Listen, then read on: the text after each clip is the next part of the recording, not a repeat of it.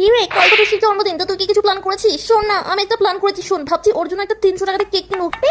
500 টাকা একটা গিফট কিনলে কেমন হবে বলতো? হ্যাঁ তাই হবে তাই হবে। আর ভাবছি 200 টাকার মধ্যে ডেকোরেশন করবো। কি রে, আইডিয়াটা কেমন হবে বলতো? ভালো হবে না? হ্যাঁ হ্যাঁ দারুণ রে। টোটাল তো 1000 টাকা হলো, তাহলে তুই 500 টাকা আর আমি 500 টাকা। হ্যাঁ আমি 500 টাকা, 500 টাকা আমার কাছে নেই রে।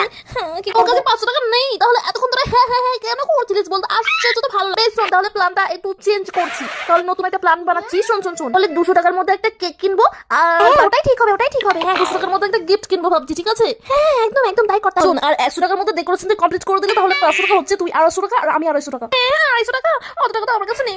তাহলে এতক্ষণ ধরে কেন হ্যাঁ হ্যাঁ করছিস? আশ্চর্য, তো তুই কি পাগল? তোর মাথায় কি গোবর ভরা আছে? হ্যাঁ কি জন্য হ্যাঁ করছিস যতক্ষণ আমি বলছি হ্যাঁ হ্যাঁ হ্যাঁ? আশ্চর্য পাগল মেয়ে একটা, যত সব কিপটে বান্ধবী। শোন, আমি পুরো টাকাটাই দিয়ে দেবো, তোকে কোনো টাকা দেওয়ার প্রয়োজন নেই, হয়েছে তো? তুই শুধু খেতে আসিস, খেতে খেতে। হ্যাঁ একদম একদম, খেতে তো আসতেই হবে, খেতে কখনো বলে আমি একদম খাওয়ার আগে পৌঁছে যাবো। আর অত সব কিপটে বান্ধবীগুলো আমার কপালেই জুটে এসে ভালো লাগে না। ধুর।